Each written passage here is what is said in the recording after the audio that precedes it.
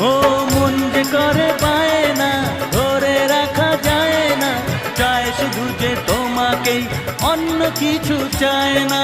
জানাই তোমাকে তা দুটি চোখের ভাষা,